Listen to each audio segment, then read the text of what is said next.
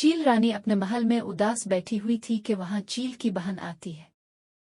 चील बहन, तुम इतनी उदास क्यों हो? क्या हुआ है? चूटी ने कहा, जंगल के तमाम परिंदे अपने अपने कामों में लगे रहते हैं। कभी कोई मुसीबत आए तो रानी याद आ जाती है। अब कोई त्योहार रख लें, इस तरह आपका दिल भी लगा रहेगा और महल में उनका आना जाना भी रहेगा। हाँ, ये अच्छा आइडिया है। बताओ कौन सा त्योहार रखूं? दीदी, अब बसंत मनाएं। सिर्फ यही ऐसा त्योहार है जिसे जितना चाहे लंबा कर ले। वाह छूटी वाह, तुमने तो कमाल कर दिया। फिर चील रानी अपने उल्लू सिपाही से कहती है कि जंगल में ऐलान कर दो कि रानी के महल में बसंत का त्योहार होगा। उल्लू जंगल में जाकर ऐलान करता है, सुनो सुनो सुनो, सब परिंदे सुनो। चील रानी का हुक्म है कि उनके महल में बसंत का मेला लगेगा। सब परिंदे इस मेले की तैयारी करें। सुनो सुनो सुनो। वाह मानो जी, देखिए ना, रानी चील ने बहुत अरसे बाद बसंत का ऐलान किया है। वाह मम्मा, फिर तो हम आज ही से तैयारी शुरू करते हैं। हाँ बच्चों, अब खुशी का मौका है तो कुछ ना कुछ तो करना पड़ेगा। मम्मा, बहुत मजा आएगा। गुड़िया तो खुशी से उछलने लगती है।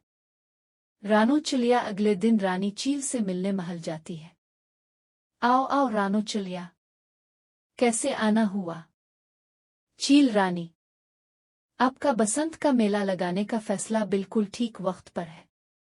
सब परिंदे उदास उदास फिर रहे थे, अचानक सब में जान आ गई है। हाँ चिड़िया, तुम ठीक कह रही हो। मैं सोच रही थी कि अगर खूबसूरत पतंग बनाने का मुकाबला भी हो जाए तो और ज्यादा अच्छा रहेगा। हाँ रानो चिड़िया, तुम ठीक कह रही हो। चुल्लू, सब परिंदों से कह देना कि अपनी अपनी पतंगें खूबसूरत बनाएं। मैं सबसे खूबसूरत पतंग बनाने वाले परिंदे को इनाम भी दूंगी। रानो चिड़िया खुशी खुशी घर लौट जाती है। कालू, सुना तुमने? चील रानी ने कहा है कि सबसे खूबसूरत पतंग बनाने वाले को इनाम दिया जाएगा। मम्मा, मुझे चील रानी से इनाम चाहिए। हाँ बेटा, क्यों नहीं? मम्मा, अभी बाजार चलते हैं। अभी अभी तो रात का वक्त है, सुबह सुबह जाएंगे। मिट्ठू कबूतर, गोरी कवि और रानो चिड़िया के घर यही बातें चल रही थी। वहीं बुलबुल अपने घोंसले में चुपचाप लेटी हुई थी कि वहां बुलबुला, बुलबुल का बच्चा, आता है। मम्मा, सब परिंदे मेले में जाने की तैयारी कर रहे हैं, हम नहीं जाएंगे क्या? बालबिल अपने बेटे को गिले से लगा लेती है। मेरे बेटे, मेरे पास इतने पैसे कहाँ जो मैं पतंग बनाऊं? ये तो वही कर सकते हैं जिनके वालिद जिंदा हों। बुलबुला चुप हो जाता है। अगले दिन सब परिंदों के बच्चे खेल रहे थे और बातें कर रहे थे। हम कल बाजार जाएंगे और खूब सारा सामान लाएंगे, फिर सबसे खूबसूरत पतंग बनाएंगे। हाँ, मैं भी सामान लाऊंगा। देखना, ये मुकाबला में ही जीतूंगा। बुलबुले, तुम क्यों चुप हो? मम्मा कहती हैं मेले में वही जाते हैं जिनके वालिद जिंदा हों, मेरे वालिद नहीं हैं तो मैं नहीं जाऊंगा। गुड़िया घर जाकर ये बात रानो चिड़िया को करती है। अपनी अपनी खुशियों में मगन, शायद हम ये बात भूल गए थे कि सबको खुशियां मनाने का हक है। हाँ रानो, ये पैसे लो और जाकर बुलबुल को दे आओ, इस तरह वो भी मुकाबले में हिस्सा ले सकेगी। रानो चिड़िया पैसे लेती है और बुलबुल के घर की तरफ निकल पड़ती है। बुलबुल बहन, मुझे माफ कर दो, शायद मैंने पहले ध्यान नहीं दिया। कोई बात नहीं रानो बहन, ये दुनिया है, चलती रहेगी। ये लो पैसे, आप भी बुलबुले के लिए सामान ले आए। याहू, अब हम भी जा पाएंगे। सब परिंदे हंसी खुशी रानी के महल आ जाते हैं, उनमें बुलबुला भी था। अरे अरे, वैसे ये बुलबुल नाटक करती है कि मेरे पास कुछ नहीं है, अब देखो जरा कैसे सामान उठाए हमारा मुकाबला करने आ गई है। गोरी बहन, आप अगर किसी की मदद नहीं कर सकती तो कम अज कम उसके दुख की वजह भी मत बने। आ गई सबकी चहीती। इतने में रानी चील वहां आ जाती है। चील रानी सबकी पतंगें देखती है। जगूफ की पतंग सबसे खूबसूरत थी। वाह गोरी, तुमने तो कमाल कर दिया, इतनी खूबसूरत पतंग। हाँ मुझे पता था, मैंने बहुत खर्चा किया है, अब इतना तो बनता ही है। चुल्लू सब परिंदे अपनी अपनी पतंग उड़ाओ, तभी पता चलेगा कि कैसी बनी है।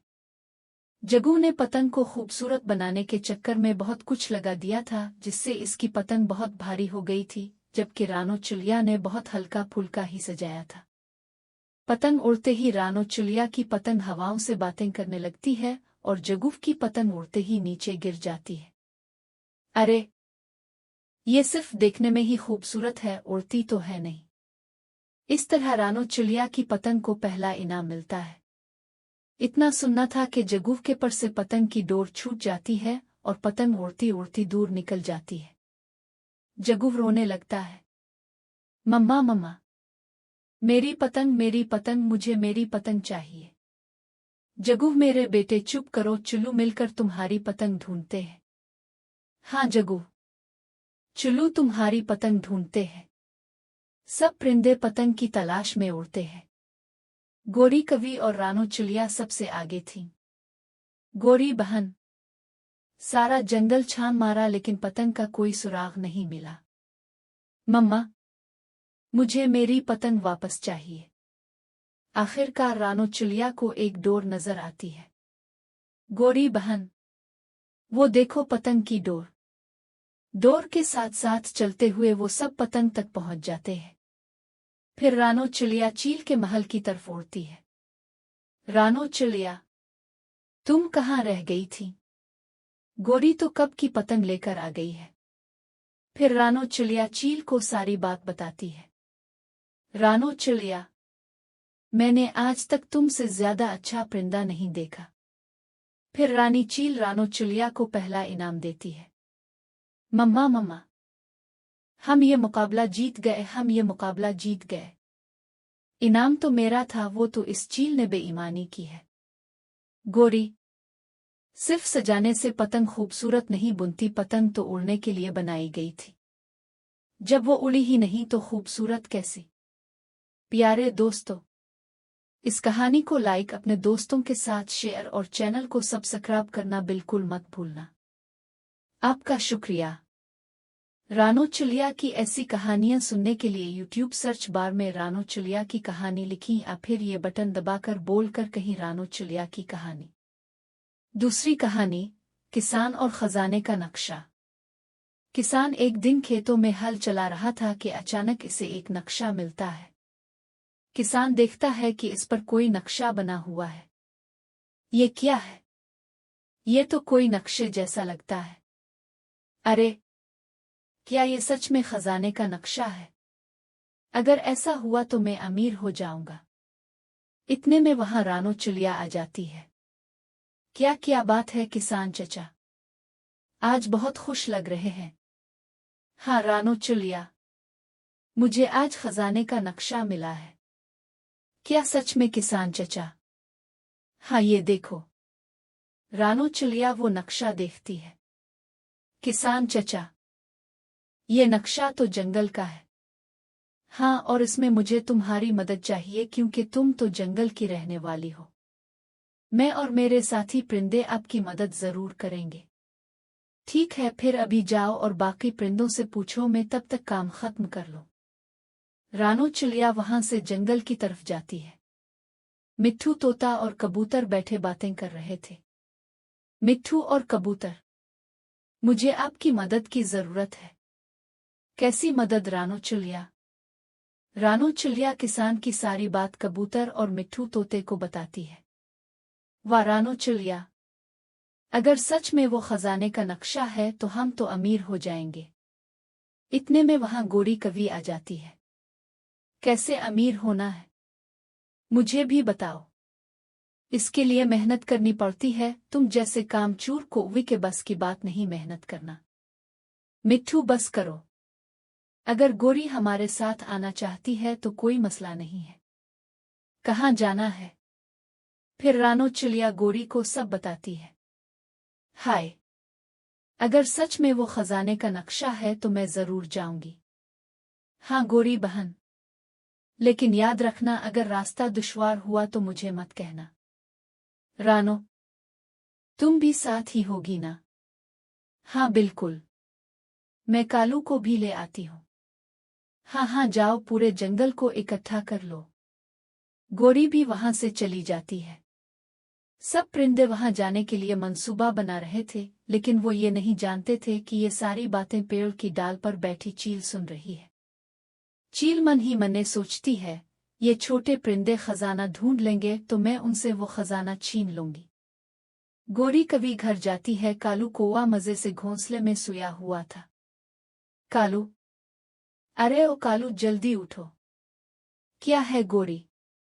कौन सी चुड़ैल तुम्हारे पीछे लगी है जो तुम मुझे ऐसे उठा रही हो? कालू, जो मैं तुम्हें बताऊंगी तुम भी सुनकर उछल पड़ोगे। मैं तो बहुत एक्साइटेड पुरजोश हूं।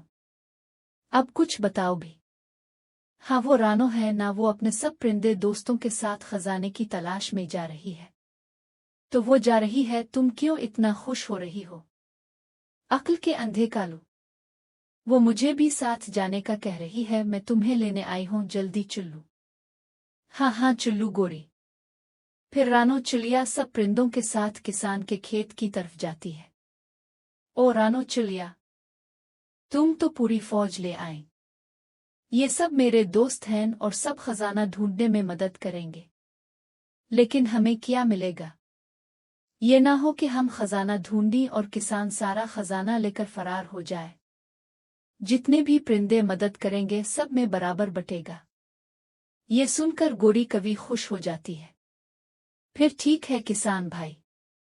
सब परिंदे किसान के साथ मिलकर खजाने की तलाश में निकल पड़ते हैं। नक्शा रानो चिड़िया के पास था। रानो चिड़िया नक्शा देखकर सबको बताती है। वो सब एक घने जंगल में पहुंच जाते हैं। हर तरफ अंधेरा था। इस अंधेरे में हम खो भी सकते हैं। कोई रास्ता नहीं है रानो चिड़िया। नहीं, नक्शे में यही रास्ता खजाने की तरफ जाता है। रानो, लेकिन ऐसे तो हम रास्ता भूल जाएंगे। मेरे पास एक तरकीब है। सब परिंदे अपना एक पीर रस्सी से बांध ले और आखिर में किसान वो रस्सी अपने हाथ में पकड़ ले। ऑप्टिकल।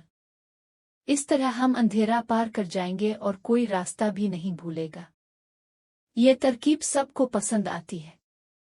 सब परिंदे एक ही रस्सी से एक लाइन में उड़ते जाते हैं। आखिरकार वो रोशनी तक पहुंच जाते हैं। वाह, इतना खूबसूरत जंगल है, हरा भरा है। हाँ, जंगल का ये हिस्सा तो हमने पहले कभी देखा ही नहीं था। लगता है कोई भी परिंदा इस रास्ते पर कभी नहीं आया। मैं तो थक गई हूं, अब यहाँ बैठकर थोड़ा खा पी लेते हैं। हाँ रानो चिड़िया, अब थोड़ा खाना खा लेते हैं। इतने में उन्हें एक लोमड़ी नजर आती है। तुम कौन हो? मैंने तुम्हें यहाँ पहली बार देखा है। हाँ लोमड़ी मासी, हम आज पहली बार ही यहाँ आए हैं, लेकिन हम सब एक खास मिशन पर हैं। फिर रानो चिड़िया लोमड़ी मासी को सारी बात बताती है। लोमड़ी कुछ देर सोचती है और फिर बोलती है, हाँ लेकिन तुम सब गलत संत में जा रहे हो। मेरी मानो तो इस तरफ जाओ। ठीक है, आपका शुक्रिया रानो चिड़िया। फिर अब क्या करें? हम बिल्कुल ठीक जा रहे हैं। इस लोमड़ी के दिल में लालच आ गया है। चुल्लू सब। फिर सब परिंदे और किसान नक्शे की मदद से एक गार तक पहुंच जाते हैं। किसान गार के अंदर जाकर देखता है तो वहां एक संदूक पड़ा था।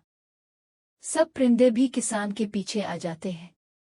संदूक खोलते हैं तो अंदर कुछ बीज होते हैं और एक चिट्ठी होती है जिस पर लिखा था, जो मेहनत करता है असल खजाना इसी को मिलता है। लो भाई, फजूल में इतना वक्त बर्बाद किया। किसान वो बीज लाकर अपने खेतों में बोता है और फिर मेहनत करके अनाज उगाता है और सब परिंदों को बोरियां भर भर कर अनाज देता है। सब परिंदे बहुत खुश थे।